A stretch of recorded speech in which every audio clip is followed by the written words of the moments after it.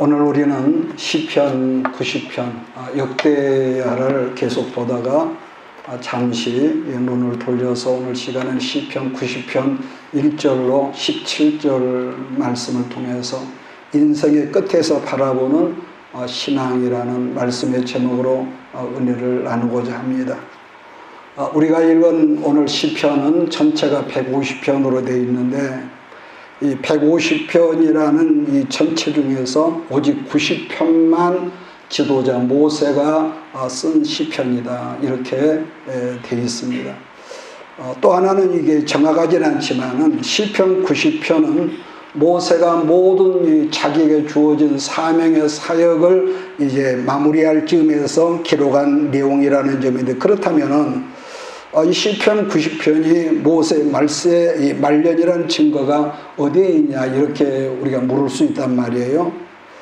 그런데 시편 90편 오늘 본문성의 1절을 보면은 주여 주는 우리의 대대의 거처가 되셨나이다라고 말씀하고 있고, 반면에 신명기 성경 신명기 33장 27절을 찾아보니까 영원하신 하나님이여 하나님이 내 처소가 되시니라는 이 문구가 이 병행적인 문구가 있습니다.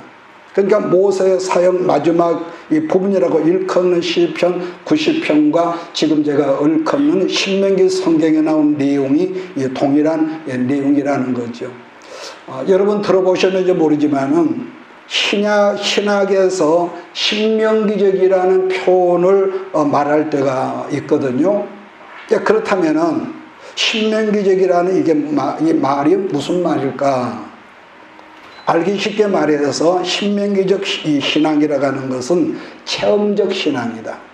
체험적 신앙이라고 말을 해도 틀리지 않을 것입니다. 그동안 우리들이 배운 대로 말한다면 신명기 성경은 이스라엘이 이제 애굽에서 나와서 광야 생활 40년이 이제 다 끝났거든요. 끝났지만은 이제 지도자 모세는 이 땅을 떠나기 직전이라는 이 말인데, 한마디로 표현한다면은 모세 입장에서는 지나간 120년 세월을 망라한 농축된 진리의 지혜다, 이렇게 말할 수가 있는데, 그냥 다르게는 지난 세월 속에서 여러분 여러 경험들을 통해서 체득된 지혜서가 신명기라고 말할 수 있는데, 이걸 우리는 신명기적 시각이 신명기적이라고 말한다는 거죠. 그래, 우리들이 조금 젊었을 때는 사람들은 누구나 자기 꿈이 있거든요. 여러분 젊었을 때는요, 나름대로 자기 야망이라는 어떤 이게 있어서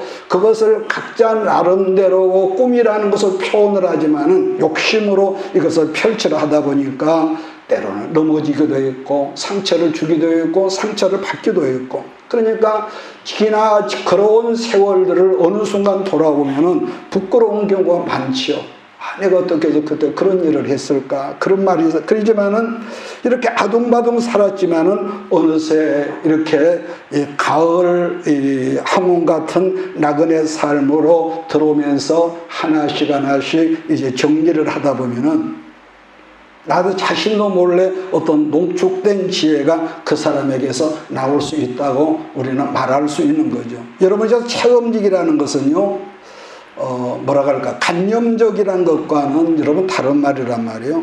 그럼 제가 오늘 이 시간에 왜 이 표현을 굳이 여러분 하냐면은, 여러분 사람은 누구라도 이 지식은 중요한 건데, 지식으로만 깨닫는 경우는요, 어떤 이 문제가 있냐면, 실제적인 사건을 만났을 때에 자기의 몸을 그 현장에 집어 던지는 데는요, 한계가 있어요.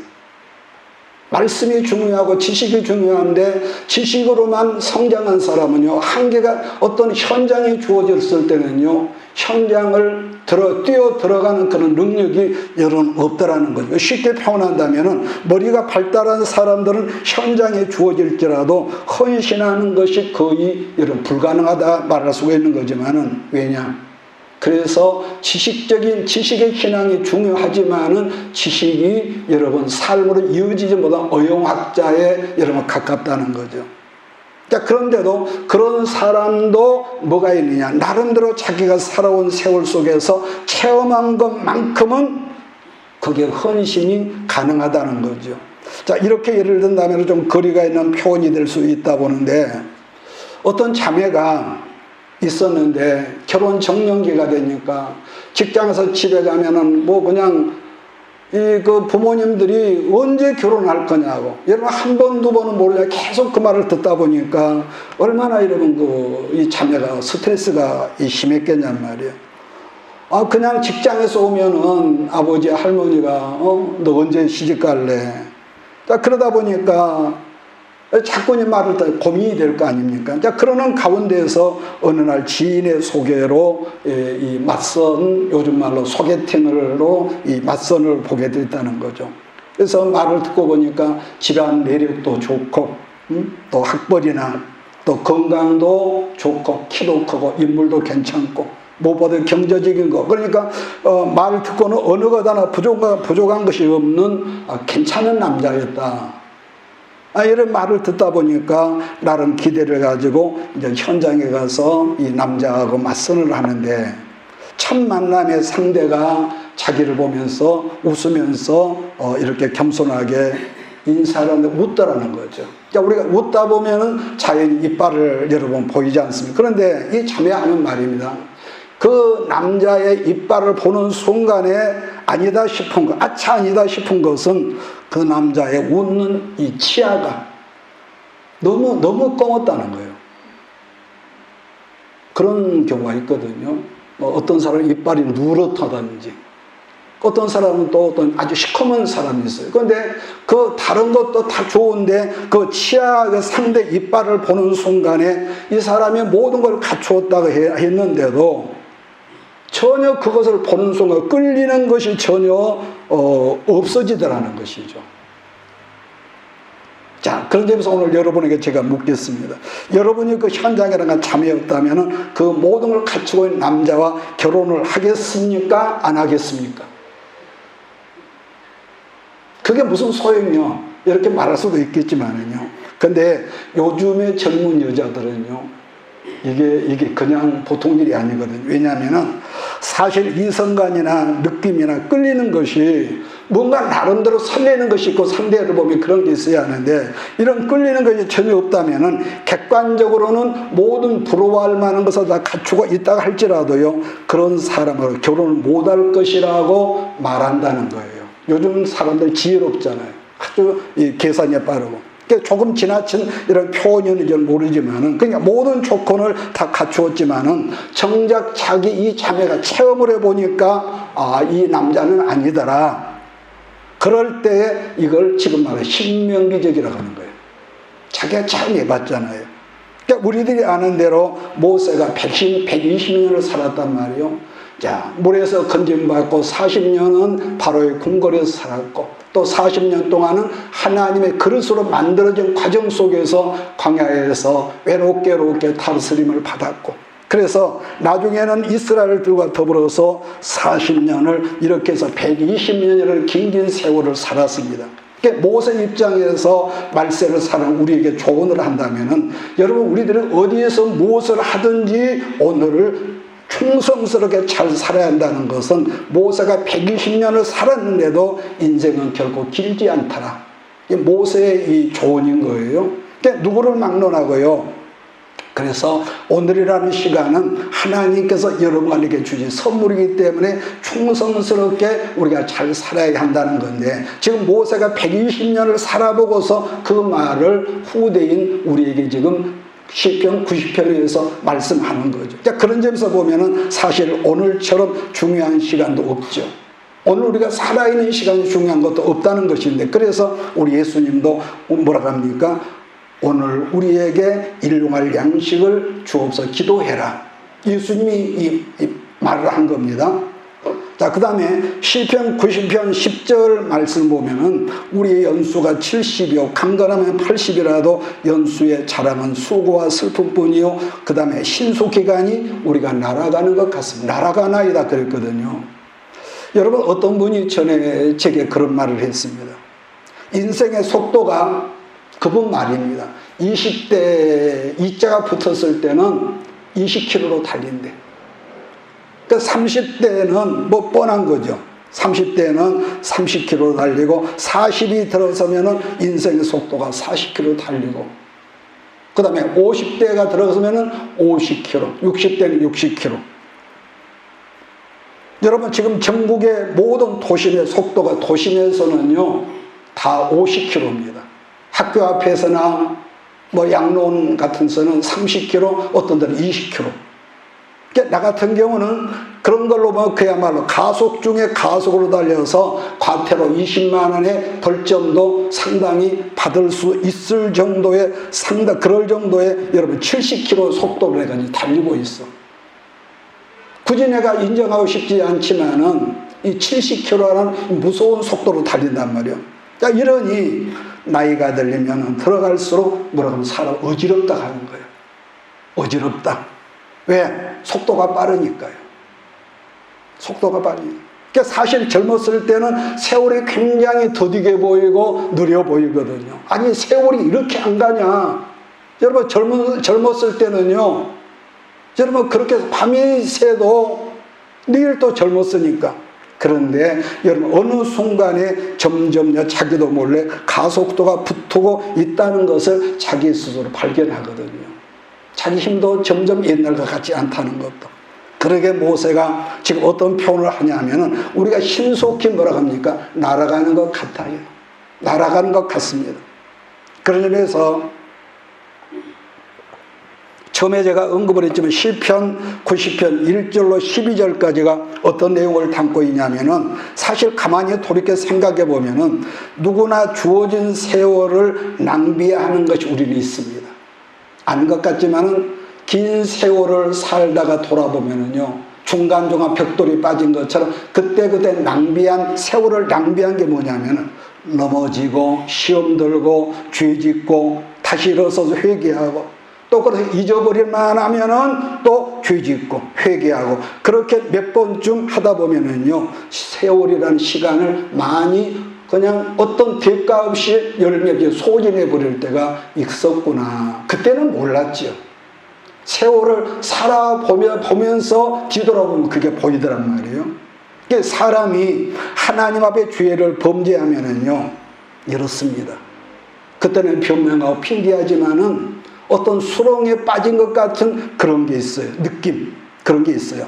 또 하나는 우리가 하나님 말씀에 벗어나서 범죄하고 그래서 말씀을 듣고 회개하지만은 거기에 대한 징벌이라는 시간이 꼭 있습니다. 어떤 모르든지 징벌이라는 시간이 용서를 받았지만 있거든요. 그런데 그러한 이 악순환을 몇 번쯤 하다 보면은요 내게 하나님께 주어진 선물들의 은사를 인생이라는 세월을 상당수 낭비, 소진해 버렸더라는 거죠. 그러므로 우리들이 여러분과 내가 비록 하나님 앞에 허물투성일지라도 언제든지 하나님 말씀을 붙들고 산다는 것이 얼마나 중요한. 왜냐하면 우리는요 말씀을 듣지 않으면 이상하게 우리는 저절로 부정적이 되고 저절로 이상하게 어두워져. 안 그럴 것 같습니까? 그래서 예배가 중요한 걸 제가 지금 늘 강조하는 거죠. 그래서 예수님은 산상수훈에서 어떤 표현을 하시냐면은 우리들 인생을 살 때에 인생을 낭비하는 게 몇 가지가 있다고 그렇게 말씀하세요. 마태복음 6장에서는 염려하는 것으로 인생을 낭비하는 게 있고 그 다음에는 분명 하나님의 사람이면서도 재물의 마음을 늘 뺏겨. 돈. 나는 언제나 돈 좀 벌고 사냐. 언제나 남부럽지 않게 나는 살까. 그게 아닌 걸 말씀을 통해서 알면서도 어느 순간에 재물의 마음을 늘 빼앗기고 이름하여 돈 좀 벌겠다면서 난리를 치지만 결국엔 남는 것도 없었고 그러면서 그 귀한 시간을 낭비해버리고 물질도 돈도 낭비해버리고요. 자, 그 다음에 7장으로 넘어가면은 또 뭐가 있습니까? 예수님께서 말씀하신 다른 사람들을 비판하는 것을 말씀하는데 자기가 비판하는 사람들 자기가 선악과의 자리에서 다른 사람을 비판하고 판단하거든요. 여러분 이것은 강약의 자리 누구나 여러분에게도 있고 내게도 있단 말이에요. 사실 여러분 선악과의 자리를 알고 보면 그 자리가 어떤 자리입니까? 거기는 하나님의 자리거든요. 그래서 선악과를 많이 따먹은 사람의 특징은 특별히 눈이 밝아가지고 나 다른 사람의 잘못한 꼴을 못 봐요. 저 사람은 교회 오면서 머리가 저래, 옷차림은 왜 저래? 거슬리지 않는 것이 없어. 왜? 선악과를 많이 먹으니까요. 이 세 가지 때문에 인생을 총치는 사람들이 사실 얼마나 많냐는 거죠. 염려하는 인생, 그밖에 돈밖에 모르는 인생, 항상 자기 생각의 오름의 사람들인데, 그러다 보니까 허구한 날 다른 사람들의 그 은근히 비판하면서, 왜? 자기하고 틀리다는 거죠. 그러면서 좋은 시간을 다 보내더라는 것인데, 그래서 헛된 인생을 살았다는 거. 헛된 인생을. 그런 점에서 본문에서 모세가 말세를 살고 우리에게 당부하는 말씀은 매일매일을 제대로 살아라. 매일매일을 그저 허송하지 말고 제대로 살아라. 우리들이 매일매일 일용할 양식을 먹듯이 하라는 것인데, 그런 점에서 12절 말씀을 보면 이런 말씀이 있거든요. 우리에게 우리 나를 계수함을 가르치사 그 다음에 지혜로운 마음을 얻게 하소서 말씀합니다. 그런가 하면 우리 예수님은 제자들에게 주기도문을 가르치면서 하나님에 관해서 세 가지, 또 자기 자신에 관해 세 가지를 말씀하는데, 첫 번째 내용에는 아까 말씀드린 대로 일용할 양식을 주옵소서. 일용할 양식. 그랬는데 여러분, 이걸 우리가 몰라서 알고 보면 엄청난 이것이 능력의 기도란 말이에요. 매일매일에 먹는 양식을 주옵소서라고 하셨지만은, 우리는 어떻습니까? 평소 기도할 때 매일매일이 아니라 한 주간 먹고도 남을 양식을 주소서. 또 한 걸음 나가서 한 달, 아니 1년을 먹고 남을 양식을 주옵소서. 그뿐인 줄 아십니까? 일평생 쌓아놓고 먹을 양식을 주옵소서 한다는 건데, 이것을 성경은 뭐라고 하냐면 탐심, 욕심이라고 그랬거든요. 욕심은 우상숭배라고 그랬고, 여러분요, 모든 욕심이라는 누룩이 첨가가 되면은요, 이유 불문하고 그때부터 썩는단 말이에요. 이유 불문하고. 그 물이 아무리 좋아도 고여있는 물은 변질되기 마련이고요. 그게 사실 제일 싱싱한 양식이라고 알고 보면은요, 그때그때 하나님께 우리에게 주시는 것만큼 더 싱싱한 것도 없다고 여러분 봐지거든요. 다르게는 이렇습니다. 평소에는 눈이 멀뚱멀뚱한 사람이 예배 시간만 되면 꼭 잠자는 사람이 있어요. 그런 사람이 있거든요. 예배 시간만 되면 반드시 졸고 있는 사람들이 종종 있어. 하나님께서 많이 사랑하시나 보죠. 왜냐하면 하나님의 사랑하시는 사람에게는 뭘 주신다? 잠을 주신다.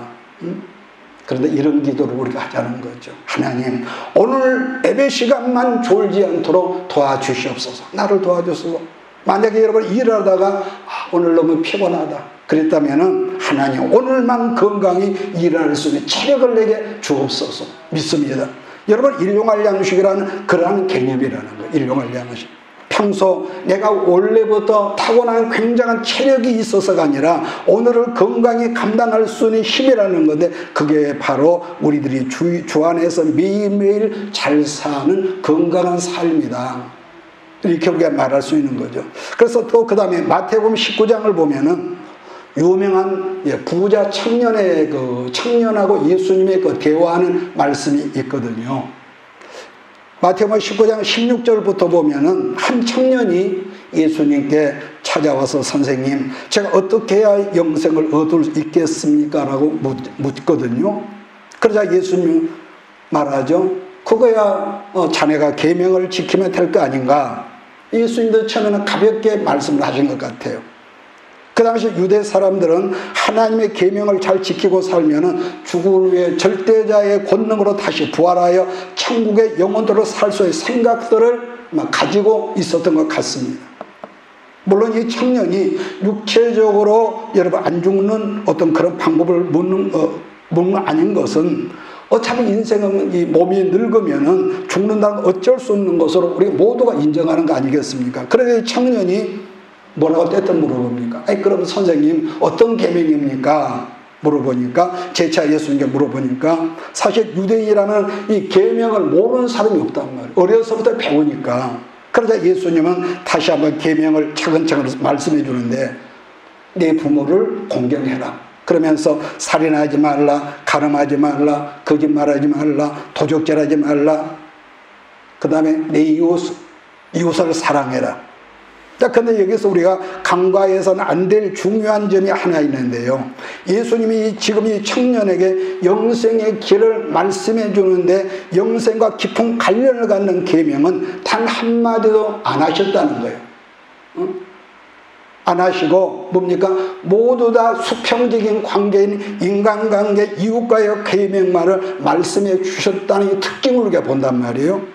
십계명의 앞부분으로는 10계명은 1계명부터는 4계명까지 하나님과 우리 대신관계라고 그러고 5부터는 10계명은 이웃관계. 이것을 우리는 수평적인 관계라고 그러죠. 나 외에 다른 신을 섬기지 말라. 안식일을 지켜라. 내 이름은 망령되 일으키지 말라. 우상숭배 말라. 그런데 이 청년에게 영생에 대한 것을 가르치면서 이 하나님과의 관계 한마디도 안 하셨다. 여러분 그런 걸 여러분 생각해 보셨습니까? 이 점을 미루어 생각해 보면은 인간이 예수 믿는 사람이 영생을 얻는 데 있어서 하나님과의 관계 역할은 그렇게 중요한 것이 생각하기 따라서 중요한 것이 아니라는 것이 예수님의 생각이 아니었을까 하는 이런 퀘션이 여러분 들더라는 것이죠. 여러분 그런데 말입니다. 예수님의 이러한 말씀을 들은 이 청년은 그냥 그렇습니까? 아멘 그런 게 아니라 놀랍게도 한다는 말이 뭐라고 합니까? 예수님 그건 제가 옛날부터 다 지켰습니다 말하면서 그런 예수님 빙글빙글 말씀을 돌리지 말고 영생의 핵심을 말해주세요. 얼마나 당돌합니까? 이 청년이 이렇게 나오니까 예수님도 정색을 하시면서 영생의 길을 말씀을 하시는데요. 마태복음 19장 20절로 24절 말씀을 한번 우리 찾아서 같이 읽어보겠습니다. 마태복음 19장 20절 24절.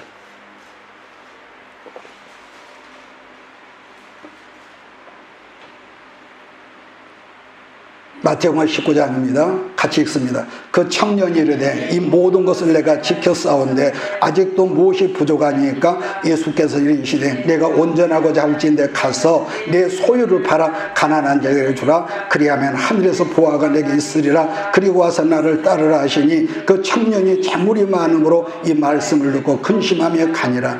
예수께서 제자들에게 이르시되 내가 진실로 너희에게 이르노니 부자는 천국에 들어가기가 어려우니라. 다시 너희에게 말하느니 낙타가 바늘기로 들어가는 것이 부자가 하나님의 나라에 들어가는 것보다 쉬우니라 하시니.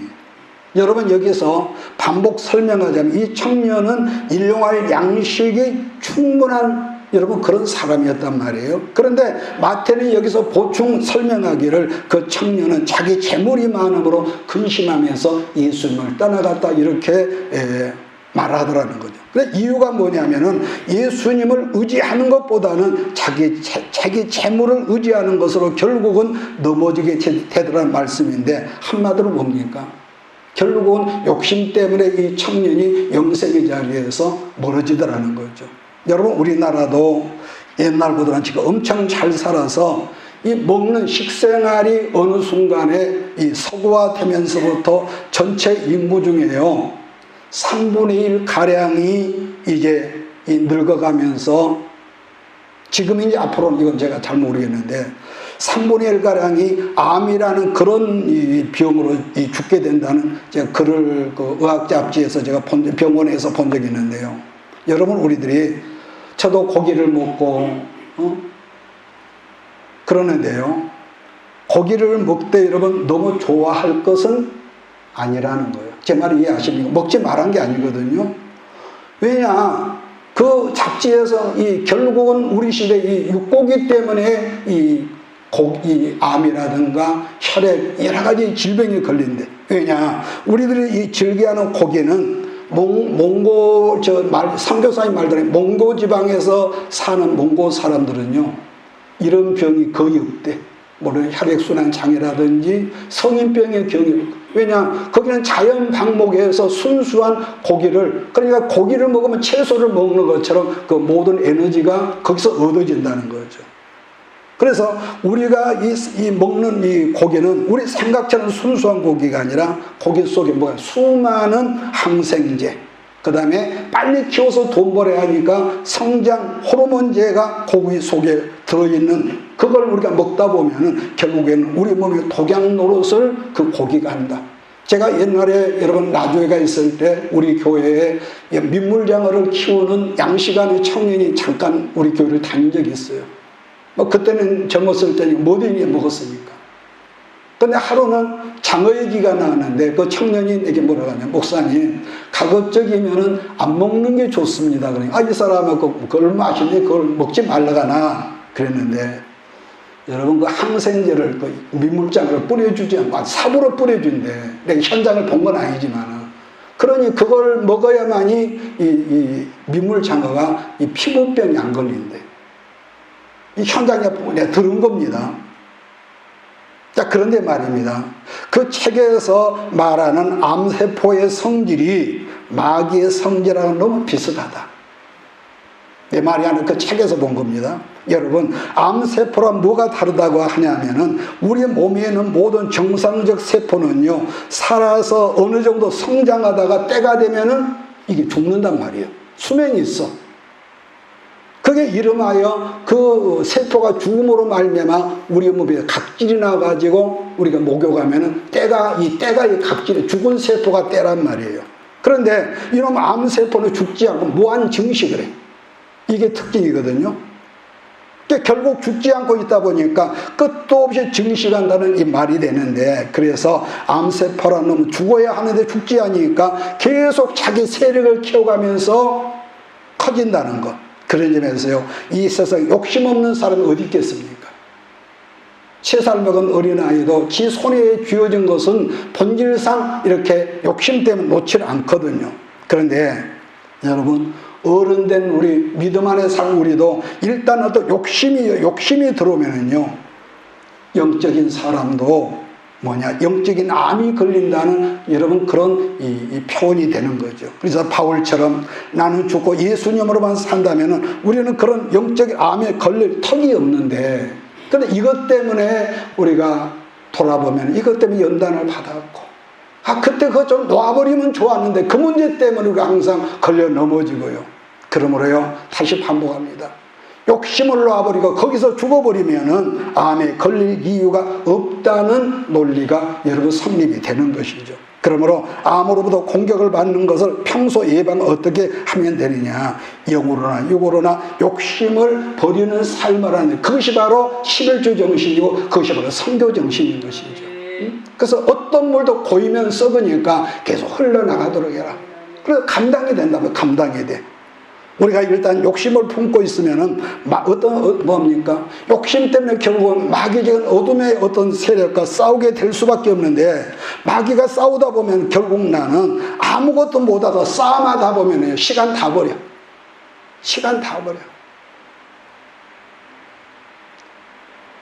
근데 알고 보면은 아까 말했지만은 인생이 그렇게 길지가 않아. 절대로 길지가 않아. 그러므로 여러분, 우리 각자에게 주신 사명을 붙들고 어떻게 살라고 오늘 말씀하냐면은, 주어진 오늘을 어떻게 살라고요? 잘 살아야 한다. 잘 살아야 한다. 당부하는 거죠.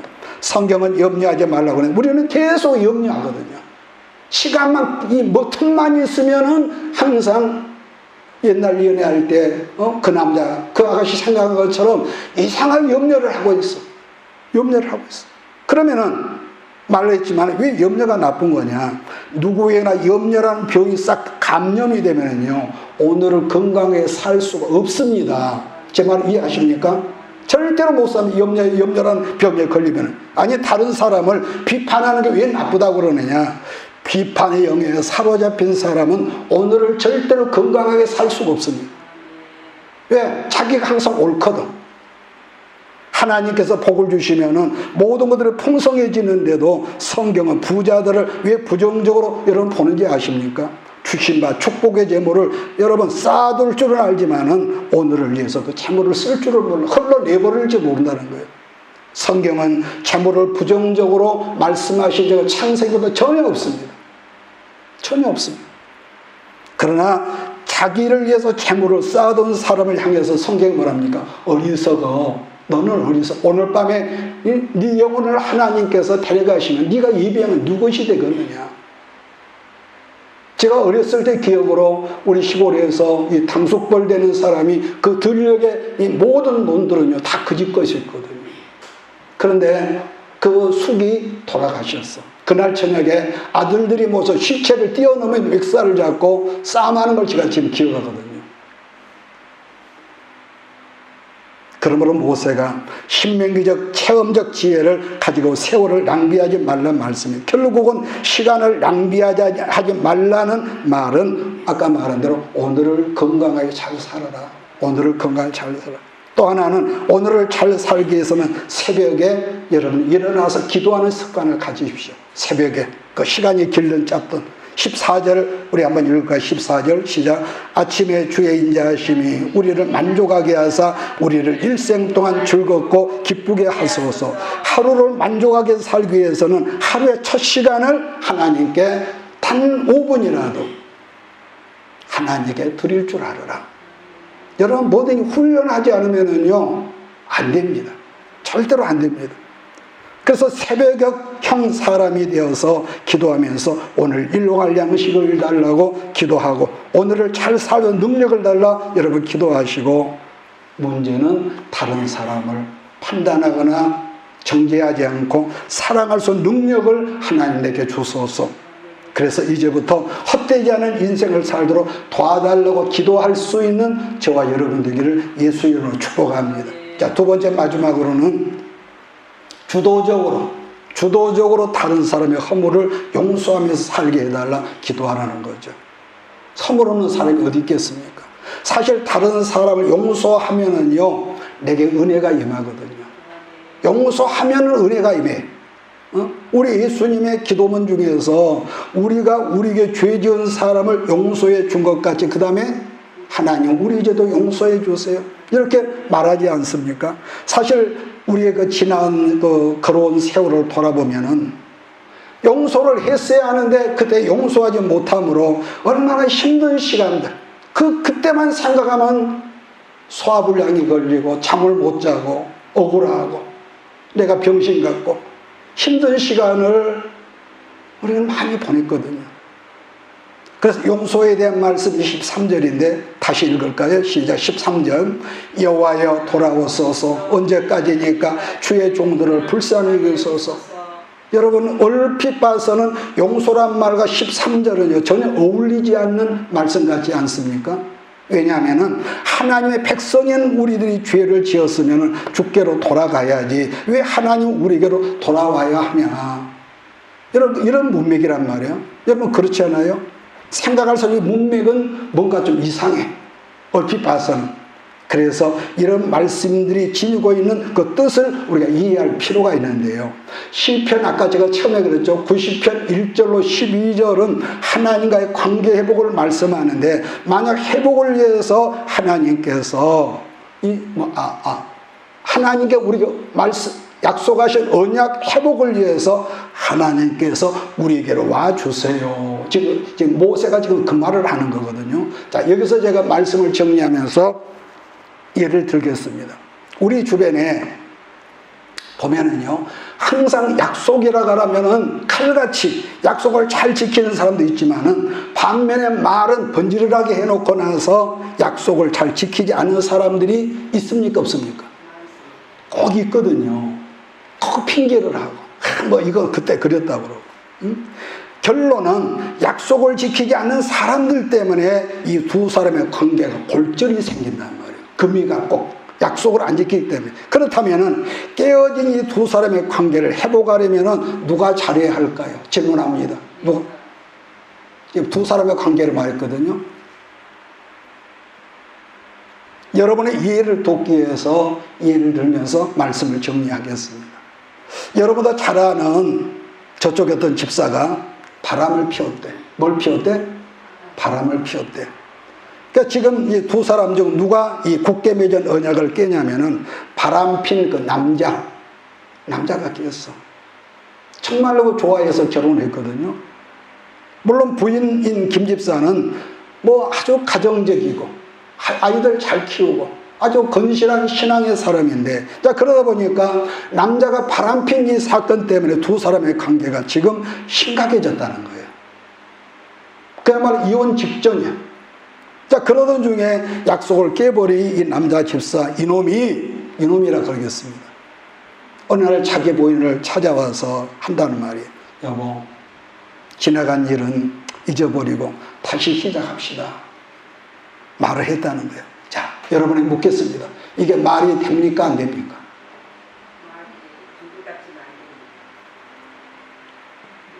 어떤 상황에서요, 언약을 깬 사람은 그런 말할 자격이 있다, 없다? 없습니다.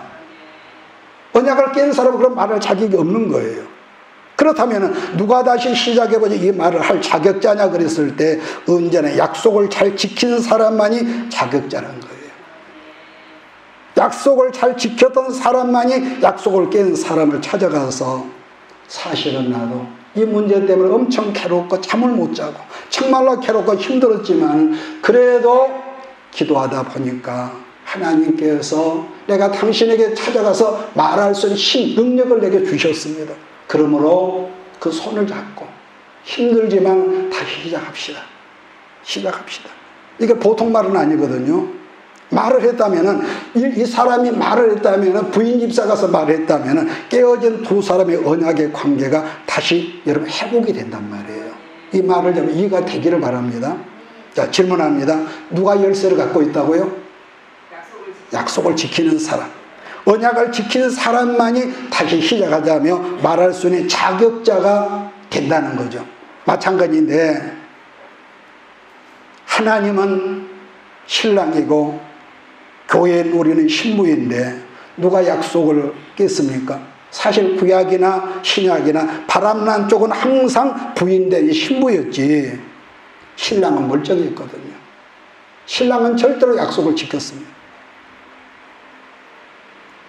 그 신랑 대신 하나님은 구약이고 신약의 약속을 잘 지켰다는 그 말인데, 그 언약을 깬 우리들이 하나님 다시 시작합시다. 그 말을 할 수 있는 자격은 이미 오래전에 옛날에 없어진 거란 말이에요. 인간은 누구든지.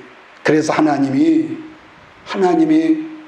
때가 돼서 다시 했는데, 그래서 아들이신 독생자 예수 그리스도를 이 세상에 보내서 우리가 죽어야 할 자리에 십자가의 대속의 제물로 허락하시면서 다시 시작하자고 하나님이 손을 내밀고, 하나님 말씀하셨는데, 여러분 모세가 지금 그 말을 지금 하고 있는 거예요.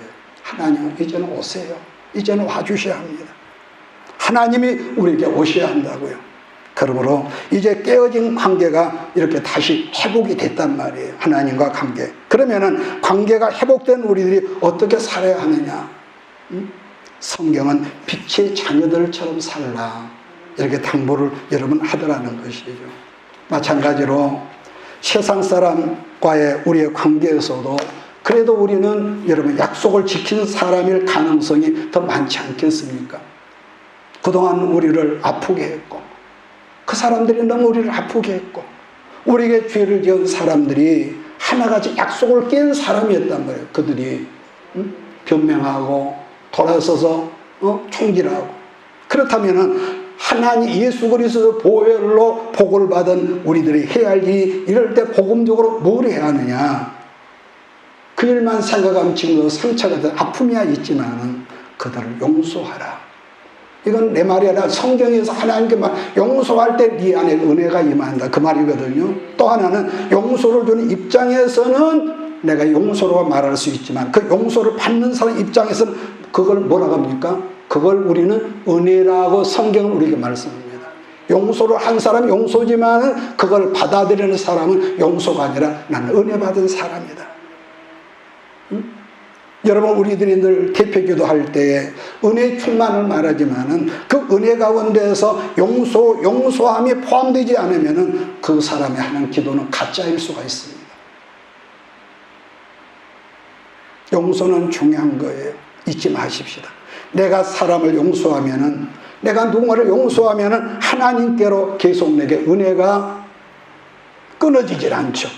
먼저 하나님께서 우리를 용서받을 수 없는 뭡니까? 1만 달란트의 빚진 자였는데 그걸 이미 예수 그리스도로 말미암아 탕감해 주셨거든요.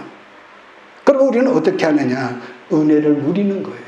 누리면서 건강하게 살고 말씀 안에서 기도하며 살고, 그러므로 그 사람이 영성이 깊다, 또 아니 말씀이 깊다, 이렇게 말할지라도 용서함이 없는 영성이나 십자가의 도는 이미 영향력, 에너지가 없다 말해도 여러분 틀리지 않을 것입니다. 그러므로 여러분 기도할 때 하나님 용서할 수 있는 능력을 주십시오. 할렐루야. 이게 없으면은요, 이렇게 말하는 나는 여러분도 우리는요 빈탕이야, 빈탕. 용서하는 능력을 여러분 구하세요. 자, 그러면 세상은 여러분 때문에 은혜를 누리게 됨을 믿습니다. 반복하고 끝내겠습니다. 돈이 아무리 많아도 부부간에 용서가 없으면, 용서의 강물이 흐름이 없으면은요 그 가정에는 은혜가 없어. 너무너무 살벌해. 여러분 창세기에 나타난 요셉의 형제를 여러분 기억하시기요. 그동안 요셉이 얼마나 억울했으며 얼마나 서러웠고, 그러면서도 부모 형제가 그리웠고 기가 막혔을까요? 그럼에도 불구하고 요셉이 용서하는 자리에 여러분 있는 것을 우리가 창세기 50장에서 여러분 보지 않습니까? 반복하지만은 형들이 지난 날을 화해하자고 요셉의 손을 잡았다면 그게 화해가 되겠냔 말이에요. 자격이 없는 사람인데.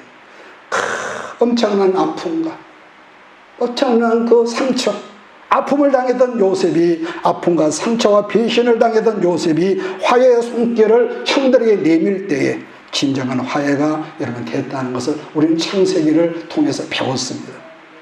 닫고 말하면 우리 민족도 일본과의 긴 시간 상처와 아픔을 그 사람이 너무 있거든요. 너무 잘못했어. 그래서 우리는 지금도 어떤 운동 경기만 있으면 다 저도 일본 사람, 그때는 일본 놈이라고 그러죠. 저놈들한테 보고 이겨야 한다고. 여러분 그러잖아요. 그러니까 이 긴 상처, 아픔을 당했던, 그럼에도 불구하고 우리나라가 일본에 손을 내밀어야 두 나라가 진정한 화해가 되는 거지, 우리가 억울하다 해서 계속 지난 세월을 들매게 봤자 이건 화해가 될 수 없습니다. 화해가 될 수 없습니다. 분명한 것은 여기서 제가 말씀을 끊는데, 그 사람이 저 사람이 나한테 잘했기 때문에 내가 용서하는 게 아니라는 것이죠. 우리들이 시험에 늘 되는 것도 다른 사람을 판단하고 비판하는 것 때문 아니겠습니까? 여기서 나도 그런 전과가 많은 사람이고요. 여러분 참고로 제가 잘 아는 어떤 카톡방은 얼마나 살벌한지, 왜냐하면은 지나치게 거기에 참여해서 예민하게 판단하고 비판만 해. 그러다 보니까 은혜가 없어, 은혜가. 분명히 정치적인 채팅방은 아닌데도 온통 정치판 얘기야. 정치판이야. 은혜가 없어. 여러분, 아무리 기도를 우리가 많이 했어도 아무리 신령한 말씀을 잘해도 그 은혜를 쏟는 유일한 통로는 다른 사람을 비판하면 주신 바 은혜를 다 쏟아버린다는 거예요. 여러분 제 말 이해하십니까? 이유 불문하고 비판하기 시작하면은요, 은혜가 메말라. 말세의 마귀는 우리에게 죄지으라 하지 않고 오직 원칙에 입각한 비판만 잘하라고 자꾸 부추기거든요. 이 문화가 흐름이 그래, 지금 흐름이. 그래서 선악간에 비판하고 판단을 항상 자기 혼자서 1등처럼 그렇게 하는 그런 경우가 있더라는 것이죠. 우리 주변에도 보면은 진실한 마음을 나눌 만한 친구들이 없어서 나이는 들고 돈은 있는데 늘 애롭게 사는 사람이 있어요. 왜 그럴까? 비판을 잘하는 사람은요, 마음을 나누는 친구가 없습니다. 잊지 마십시오. 물론 허물 없는 사람이 어디 있겠습니까? 다 우리는 약점투성이요, 따지고 보면. 그런데 다른 사람의 비판을 잘하는 사람 치고 또 말은 또 달변이란 말이에요. 달변이고 또 하는 것마다 옳은 소리만 해. 옳은 소리만. 그런데도 우리가 예수 그리스도는 안경을 쓰고 우리가 들으면은 그 사람은 항상 언제나 옳은 소리는 하는데 결국은 뭐냐? 옳은 개소리만 하는 거예요. 옳은 개소리를. 비판할 소재가 있더라도 여러분 때로는 그냥 부부간에도 묵묵해보세요. 때로는 여기까지 올라오더라도 꼭 한번 삼키고요. 그러면 어느 순간에 그 사람과 우리가 친구가 됩니다. 왜냐, 이런 경우 내가 과거에 나도 비판을 많이 해봤기 때문에 사람이 나이가 들어가면서 세 가지가 꼭 필요하다 그러거든요. 첫째는 일이 있어야 하고, 두 번째는 친구가 있어야 하고, 세 번째는 뭔 줄 아세요? 죽을 준비를 해야 한다. 옛날 어른들이, 선배들이 했던 말입니다. 어떤 사람은 제가 볼 때 죽을 준비도 안 되었지만 항상 비판하라는 사람은 친구가 없어요. 그런 사람이 누가 가까이 가겠어요? 무서워서. 자, 지금 말씀한 것들이 모세의 여러분 기도라는 거죠. 모세가 말합니다. 내가 살아보니까 주도적으로 약속을 지킨 사람이 먼저 손을 내밀고 화해를 선언해라. 또 그게 아니라면은 난 너에게 얼마만큼의 피해를 당해서 내가 네한테 잘못한 것이 없는데 네가 나한테 와서 무릎 꿇고 네가 사과를 해. 내가 뭐가 아쉬워서 너 손을 잡으러 가면? 여러분, 그러한 여러분 아집에 빠져 있으면은요, 여러분 미안하지만 여러분에게 은혜가 없어. 그리고 용서하는 것도 습관이고 비판을 판단은 습관이거든요. 네가 와서 무릎을 꿇어야 내가 어떤 사람 눈에 흙이 들어가도 나는 너 그럼 죽어야지. 그 사람은 모든 관계에서 이러한 것을 해결되지 않으면은 악순환의 고리가 계속 이어진다는 것을 여러분 잊지 마시고, 한 주간 동안도 남은 시간도 우리는 하나님만 1만 달란트에 빚진 것을 탕감받은 사람이기 때문에 우리가 어떤 상황에서 십자가를 붙들고 나갈 때 우리는 험한 세상에서 부부가 하나 되고 다른 사람, 여러분이 가는 곳마다 피스메이커가 돼서 왠지 모르는 평화를 줄 수 있는 그런 화목해하는 저와 여러분 되시기를 예수의 이름으로 축복하고 믿습니다. 기도합니다. 내가 너와 항상 함께 하리라. 내가 너를 지키리.